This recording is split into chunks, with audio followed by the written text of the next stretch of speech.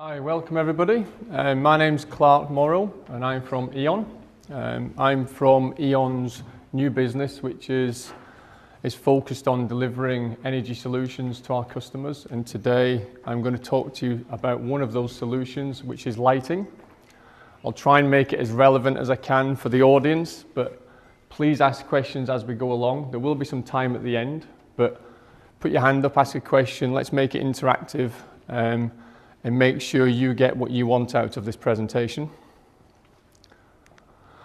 Okay, so the purpose of the presentation today is really to introduce you to the topic of lighting, which on its own is maybe not quite as interesting for everybody as it is for me, but lighting as part of an integrated solution which can help businesses improve energy consumption, operational costs, I think is really important. And what we're seeing now is that lighting is probably one of the first or second things that a business would look to do when trying to make some energy reduction or improve on their overall operational costs. Hopefully I'll help you raise your awareness levels and your knowledge levels. Obviously I don't know how much involvement you've had, but I'll share with you what I know and the experiences that we've got, and hopefully that'll help to raise your awareness. I'll also highlight some of the benefits of lighting and lighting solutions and how they can help you and the benefits that they can bring to your business. And then finally, I'll just finish off with explaining what we're doing as E.ON in that space and how that's part of our sort of new energy world in helping customers with energy solutions. So just a little bit of context. When we talk about lighting, it's about lighting as a total energy solution. Energy is a key topic now for lots of businesses, and when we talk to customers, we're really looking to help them answer these questions. You know, how can I reduce my energy bill? Can I produce my own energy? Can I implement measures that will reduce energy, improve the working environment, help the people? Are there any regulatory considerations, any legislations that we need to think of, particularly in the different countries? And ultimately, how can I make this happen? How can I implement these measures? Who can help? So that's really the top level questions that we look to help our customers with. And then when we look at the solutions that we can provide, there's a whole range there. Lighting is obviously the most important, but there's a variety of solutions, technologies that can be implemented in a variety of buildings, whether it's an industrial building, an office, a school. These technologies are available, and we can integrate them together and build it into a total package, including finance, based on your specific needs. So as I mentioned, we're going to specifically focus in on lighting today. But before we start, just a quick sort of show of hands around the room. Who's had some involvement in lighting in any way? It might be that you've bought some new LED lighting for your home, which has probably been quite an interesting experience, or you've actually been involved directly with procuring lighting or solutions for your business or for some projects in your business. So just a quick. Okay, so maybe the knowledge levels are quite high then, which is good. Yeah, I think that's sort of, it's nice to see that people are now starting to either get involved in lighting and recognise that even in the home, making some really simple changes can save you some energy and hopefully improve the lighting in your home or in the business. Okay, so based on your excellent knowledge levels, we'll have a short quiz. Just a bit of fun, nothing too serious. So in terms of worldwide electricity consumption, how much of that consumption is allocated for lighting? And when we say lighting, it could be the lighting in this room, it could be a street light, it could be a bollard, it could be the lighting in your home. So how much lighting is consumed by energy? Is it 5%? Nope. Up to 19%? Or up to 33%? Okay, the answer is 19%, which it's not as high as 33%, but I think it's a really significant number. And obviously there's a huge amount of street lighting. I think on the first image, that was an image of Europe.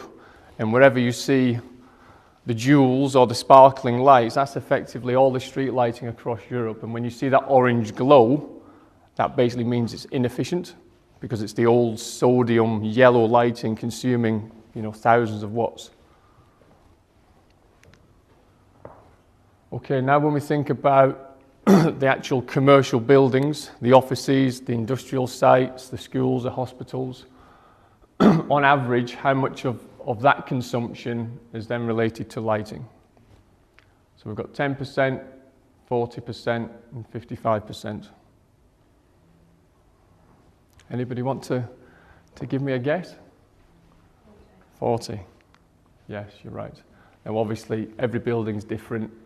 Every use of that building is different, but on average, lighting can account for around 40% of that total energy consumption, which again is quite a significant number.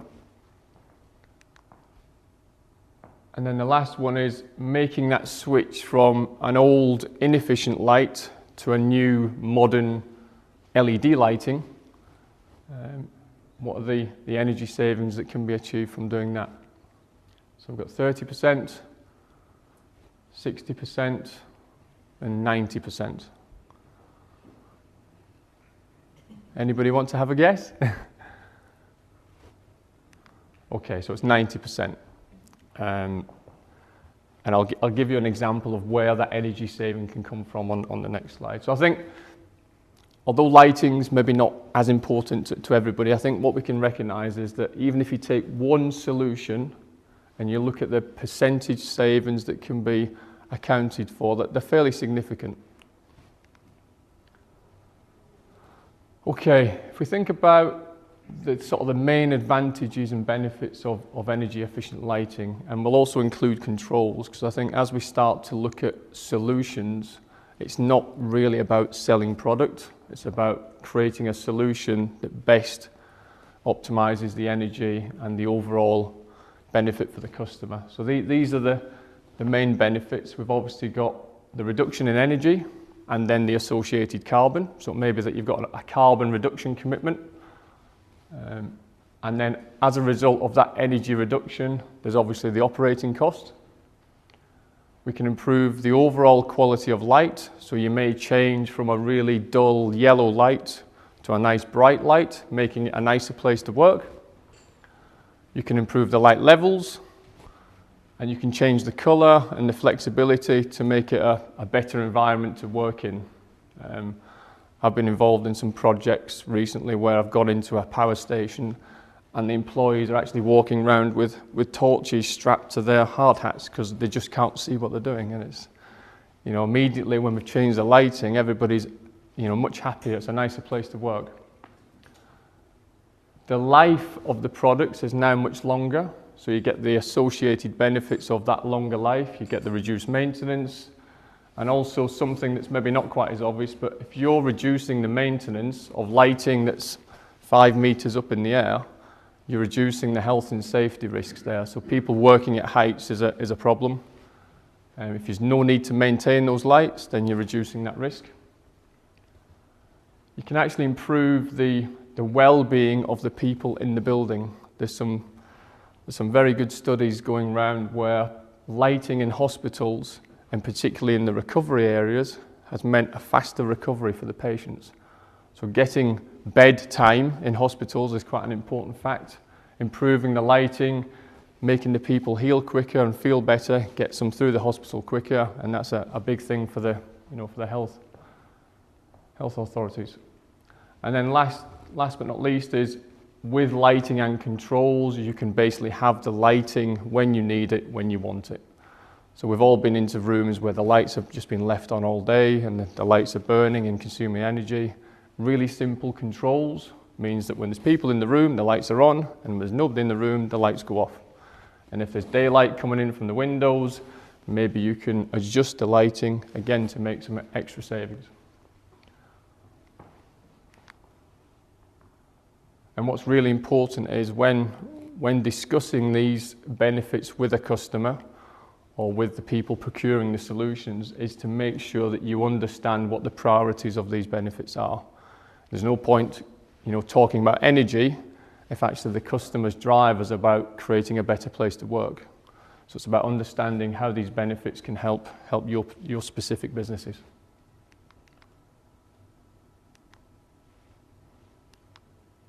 Okay, so it's as simple as changing a light bulb. I think we've all heard that term.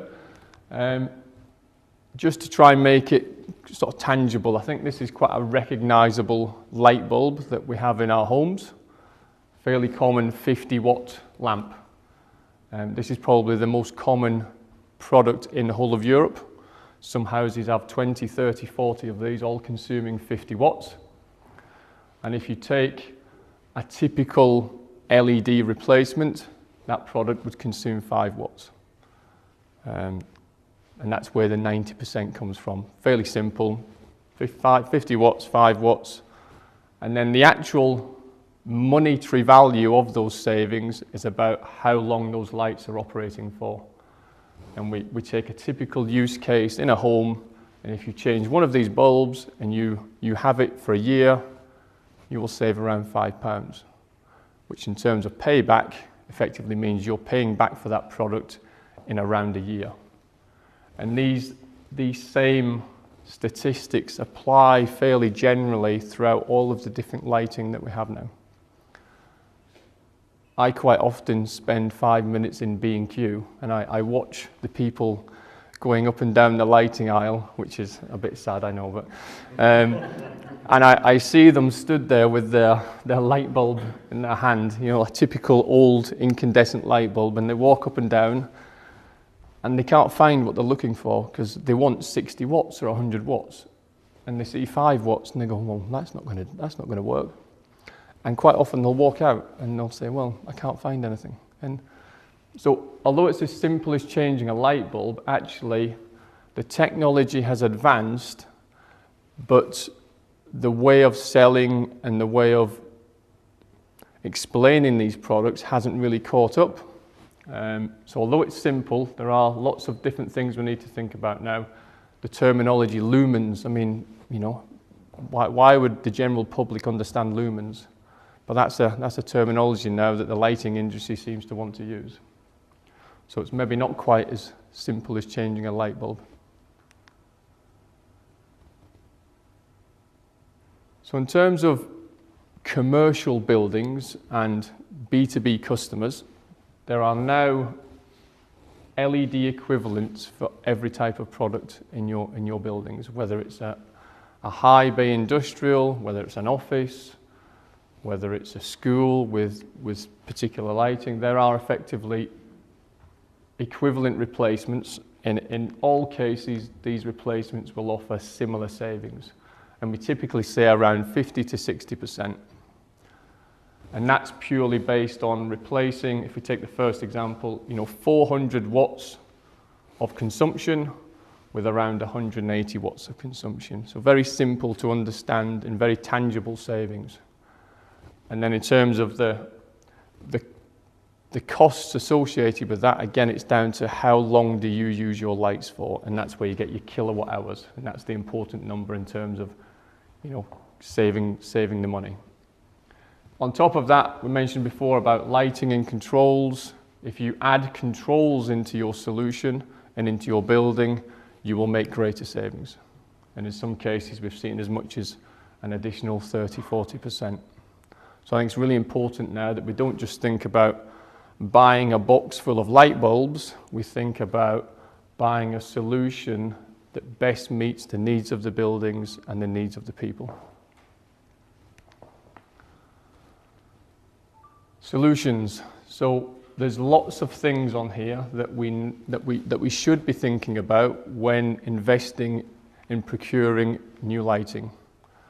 I won't go into all of them, but we've got the front end where we're trying to understand what are the objectives, what do we want to achieve, what's really causing the customer problems. Is it an energy target? Is it a carbon reduction commitment? Is it the well-being of the people? So it's about understanding and listening to the customer and translating that into a solution. And when we talk about solutions, these are all the things we now need to think about. So on the left-hand side, I'll use the pointer, you could have a solution that means we will do a very simple replacement of the lamps or the tubes or the bulbs, because that might be the right solution for the customer. And then at the other end, you've got, which is where the lighting and building management area is moving, where you're really starting to think about collecting data, the Internet of Things. So lighting is now seen as an enabler to move into this space. So if you can imagine a retail space like Tesco's, Asda, where their product sales is very sensitive, by collecting data through the lighting around where are people in the space, what's their movement patterns, where's the hotspots, that retailer can then look at that data and say, okay, well, most of the people come into the shop, turn left and go down aisle 1. Therefore, if we want to sell more of this product, we should position it in this way. So the connection between lighting and data and then creating value-added services is something that is now part of this solution consideration. I use the Rolls-Royce Skoda, and that is quite a sort of good example of what is it that the customer wants. Does he want a Skoda? Very functional, very practical, reasonable cost, but still a good quality level. Or does he want something with some extras, some options, some big alloy wheels, some leather seats, maybe he wants a Rolls-Royce. And it's really important to understand what the customer wants. Is it a Skoda or is it a Rolls-Royce? And as part of that solution, we have to consider the local legislation. So for the UK, there may be some specific standards, some European norms, some particular incentives. And we would also look at that for the other countries. What are the local considerations that we have to take? So a couple of real examples just to hopefully help you sort of understand when we talk about lighting, solutions, products, and how they would relate to typical buildings. Now, the first thing is there's no such thing as a typical building, so straight away these examples are only as good as the time that I put them together. But if we take typical industrial, typical office, then we can see the benefits that replacing that lighting can bring. And I think if we, the wattage, the reduction in energy is an important one. And then what we're seeing is that typical paybacks, return on investments, are now at a point where they're becoming really attractive. If you go back 3 or 5 years, the return on investments were 8, 10 years, and it just wasn't attractive enough. But in most cases now, we're able to get these return on investments down to a really nice sort of 2 to 4 years. And again, every project's different, and every project will have different variables. And it might be that in certain projects, the energy savings is not important. So projects might be about relighting a building to make it a more attractive building to lease. Leasing a building with good lighting, better green credentials might be far more important than actually the energy saving or the return on investment. So again, it's about understanding the customer, understanding the requirements, and putting a solution together.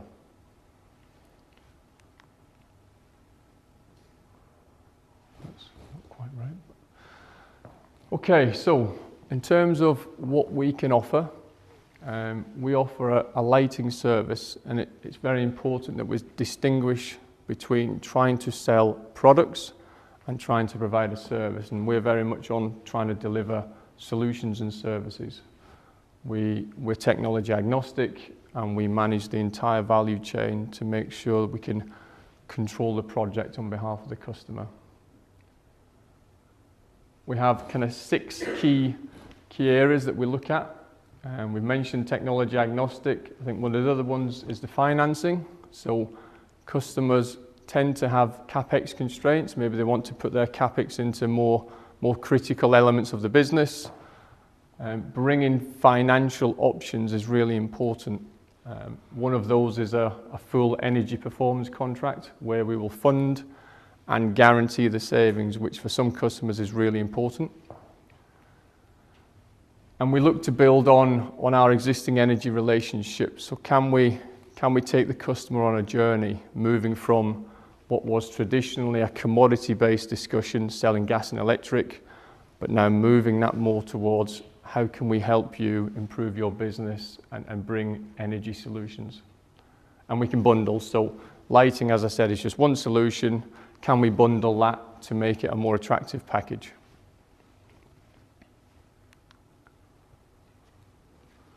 We've mentioned some of these before. It's not just about saving energy, enhancing the environment, reducing operational and maintenance costs, reducing health and safety risks, employee well-being.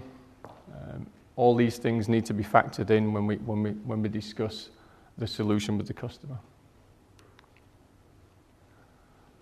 Our approach is what we call the solution designer model, and effectively that just means providing a turnkey solution. So from that first discussion with the customer, with the key account manager, or the procurement colleague, or the on-site maintenance, the facilities manager, whoever that point of contact is, it's taking them through a complete service and making sure that we can deliver at each point. So we'd come and do an energy audit, lighting would be identified, and then we'd specifically focus on developing a solution for that. We'd deal with the design, we'd deal with the contract, the installation, the ongoing maintenance, and then any after sales or support that's needed to continue that relationship. And what's important is that we provide the best technical and commercial solution. Okay, this one's probably a little bit more relevant to you guys. So you're the experts in procurement, and I just wanted to highlight that the procurement elements of lighting is becoming more important. We often see now that products coming into Europe are stopped by customs. This is a thing that happens regularly now, particularly products coming in from the Far East. Customs will look very closely at those products, and they will question the documentation, the quality, the reliability, and the person buying and bringing those products into Europe will be the first person held accountable. So as a customer and as a supplier to our customers, we have to be absolutely assured that what we're bringing into Europe, what we're selling to our customers, is robust, quality, and compliant with the European regulations. So we've invested a lot of time in developing this process. We've been out to China, we've audited factories, we've taken products, we've tested them, and we've actually found products from very reputable companies, I won't name names, but big, well-known lighting manufacturers, and when we've tested them, they've failed. And they've immediately been taken off the approval list. So you guys know probably better than me the importance of procuring the right products at the right price with the right conditions. And that's something that we really pride ourselves on, making sure that when we put forward a solution, it can be E.ON assured, if you like.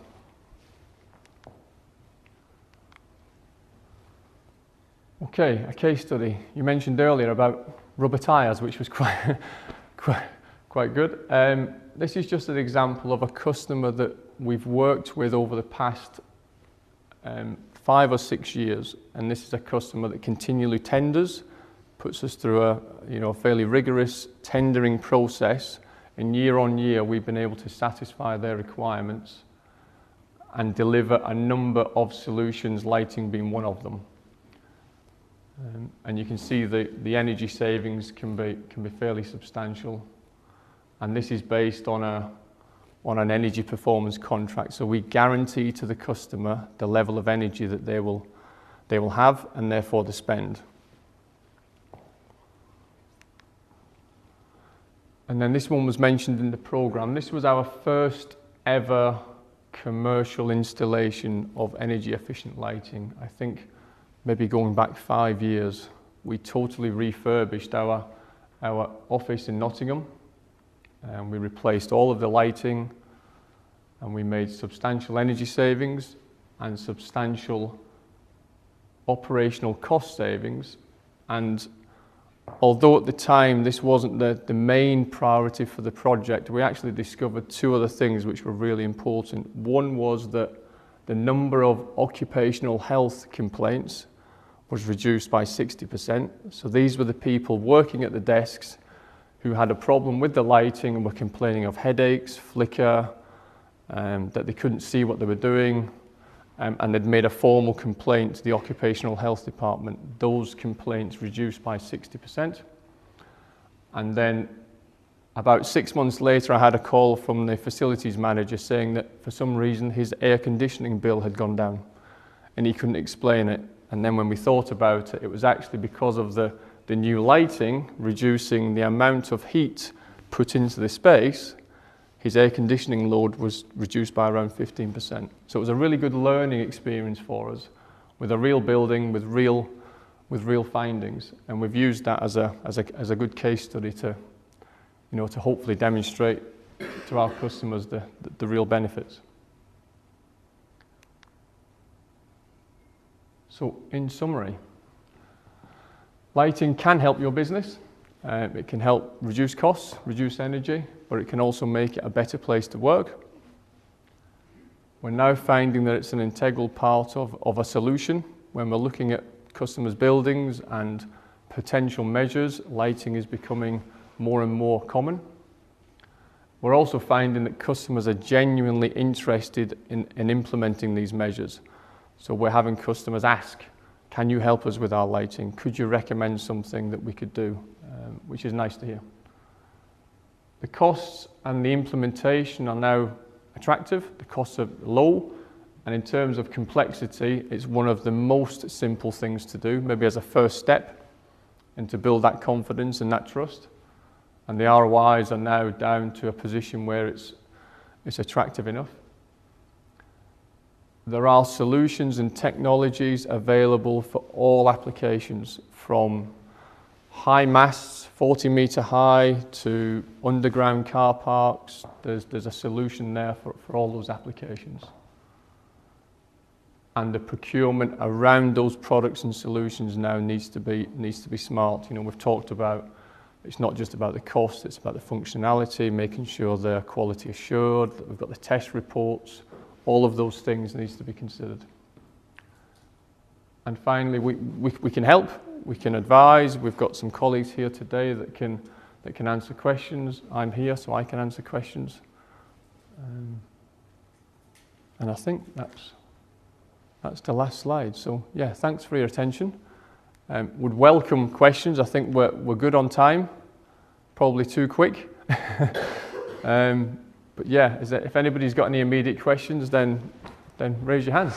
We talked a lot about the savings, which is great, fantastic. A lot of that will be governed by the cost of the commodity in any case. So I presume you work with businesses with procurement of commodity, because I see that's where you obviously get even better savings and greater savings, and it's hard to quantify the numbers that you put up there because they'll be governed by the cost of commodity anyway. So absolutely. How are you first of all, how are you actually judging that? How are you putting that forward? And then secondly, do you work with companies on the commodity itself? Yeah, so if we look at the sensitivities in any commercial offer for lighting, there's the inefficiency of your existing system, there's how many hours you use the lighting, and then thirdly, it's the cost of the commodity.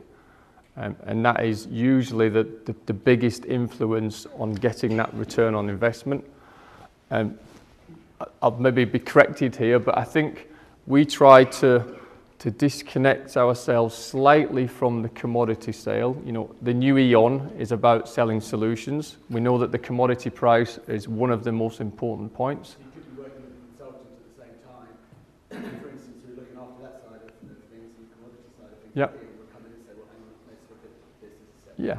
It could be our customer, and the opportunity has been discussed through one of our existing commodity CAMs. It could be that it's been discussed through an inquiry. We've done an ESOS audit is sometimes a good way to start that. But yeah, absolutely, the commodity price and the attractiveness of the solution is probably the two that link together the closest. So I've just got one point. In terms of obviously tracking consumption, it's key. Yep. So if you've got a client who hasn't got smart meters, Yep. is it something that you can roll out as a kind of combined product offering? So one, they can actually track what they use, and more importantly, then relay it back to guaranteed savings. Yeah. So smart meters are a product in themselves, you know, with a particular rollout and a plan. Within our performance contracts, we would have to measure, monitor, verify, and guarantee those savings. And if there isn't the existing meters to do that, then we would bring our own metering solution, and that would be agreed within the contract that every month that value is checked and verified, and obviously aligned with what we've guaranteed. Now, if we're above, then that's our risk. If we're below, great, you know, everybody wins there. But yeah, we would absolutely install the relevant meters to guarantee. It's a fundamental part of that performance contract. So when you build solutions for customers, so how many times do you consider use of natural lighting as a balance and an alternate solution or a complementary solution to, let's say, replacing a bulb? So how many times do you do that? Yeah, every time. So if we were to look in this building here, you know, there's not a lot of natural daylight, so we would consider how much daylight would come in from the windows. Maybe there's some skylights, and then if there is a significant contribution, that's where you would then recommend some sort of dimming control. And all that would do is it would constantly monitor and adjust to only turn the lights on to the level that's required to keep the working plane at the right level. So in every situation, we would always look at the external environmental factors, and in most cases, there usually is some daylight to use. But it's part of the solution design. Okay, thank you. So being an energy company, how do you, when you talk about solutions to your customers, how do you internally justify to your business that the solutions are better than transactional relationship with your clients? It's always been a good topic of debate. I think prior to the new company structure, that was always a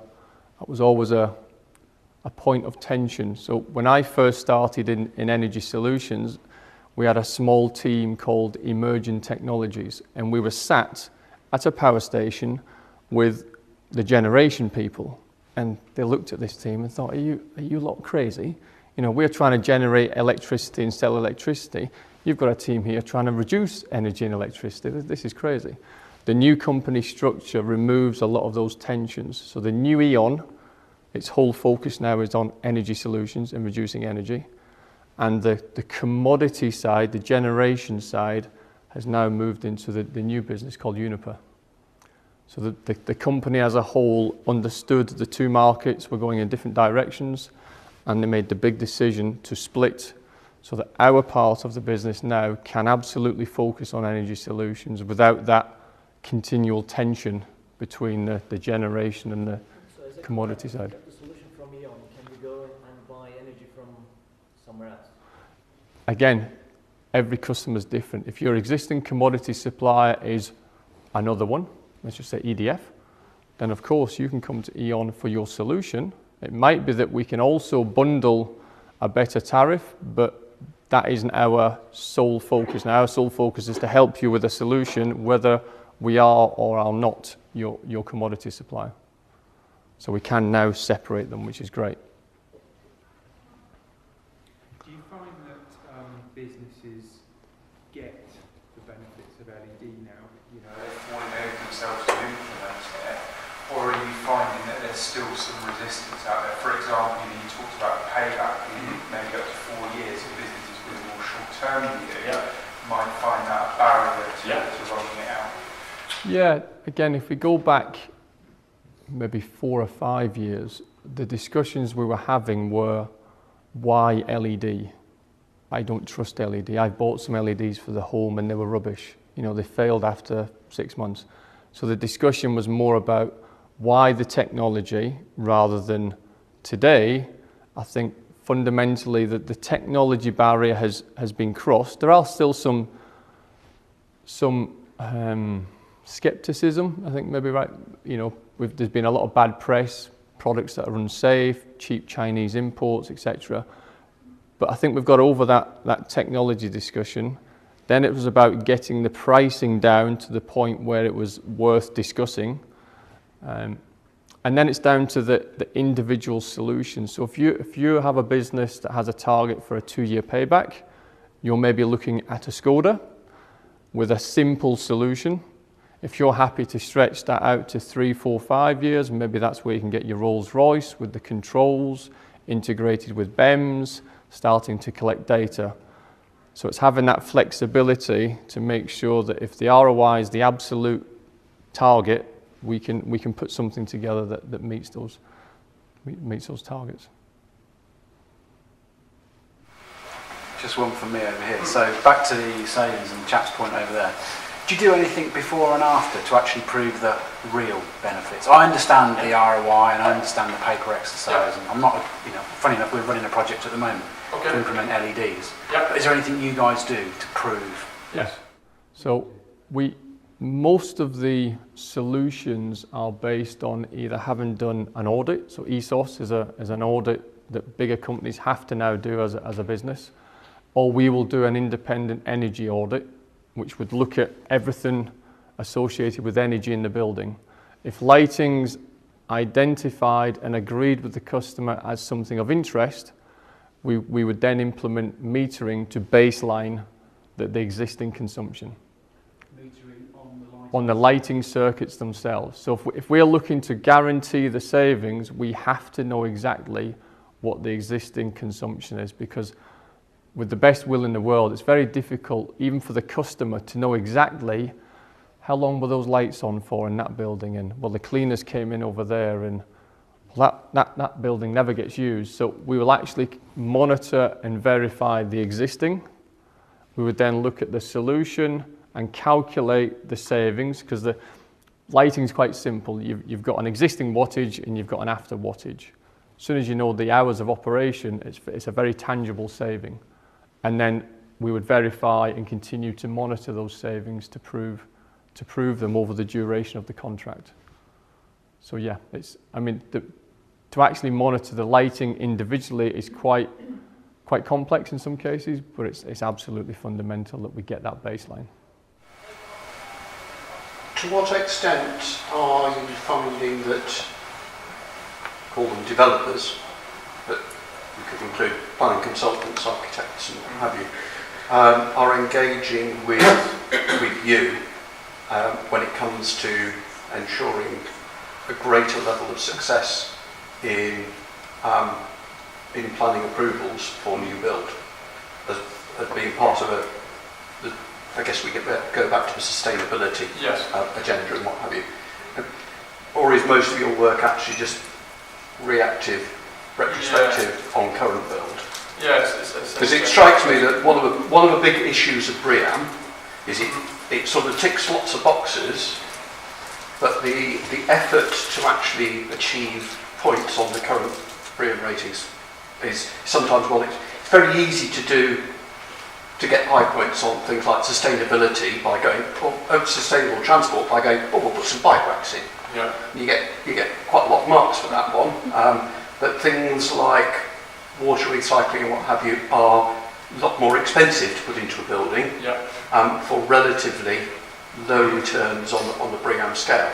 So my thought is that against that, practically in the big world where we've already got buildings, there is a lot to say. But it would be nice if the new build world was waking up. So I think if we look at a rough percentage of the projects delivered in what we call refurbishments, so existing buildings where they're looking to improve versus new build, I think the new build would be a single-digit percentage. And that's really because at the new build, there's usually a main contractor, a sub-mechanical, a sub-electrical, an architect, a designer, and we would find ourselves maybe a little bit further down the supply chain there. We can, of course, be involved in new build and give the advice around BREEAM and energy and the best measures, but we tend to be a little bit further down in the supply chain on those. So we tend to focus our core business on the refurbishment market. But the same recommendations could also be built into the BREEAM assessment. Yeah. But it's not. I guess it's that sort of sense of it'd be sensible to actually make sure we get things right first time from the start. Yeah. On as many new projects as we can.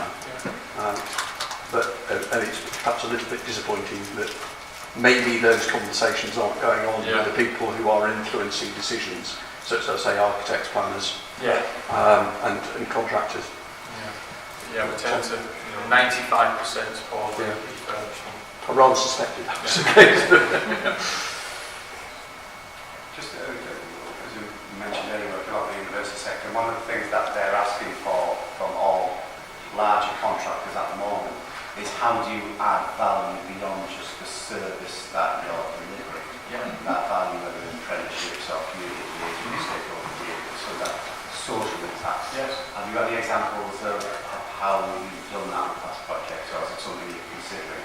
Yes, it's definitely considered, especially when we're talking with businesses or with customers that have more of a city strategy in mind. So we have a sustainable cities team who absolutely look at the social, the well-being, and look at employing local contractors, looking at bringing in local apprentices. How can we involve the community in making the decision? And we do that in not just the UK, we do that in other countries. One of the projects in Malmö in Sweden is all about creating a safe place for people to meet in the city. So it's not about energy, it's not about making money, it's about can we create a square in the centre of the city where people are happy to come and socialise. And they're just using lighting as a way of making people feel safe, because a well-lit area is naturally, or appears a naturally more safer place to be. So yeah, that's absolutely part of the overall sort of solution, but usually more from a city municipality level.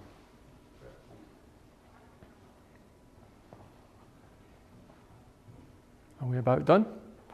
I don't know how we're good for time. Yeah? Okay. No problem.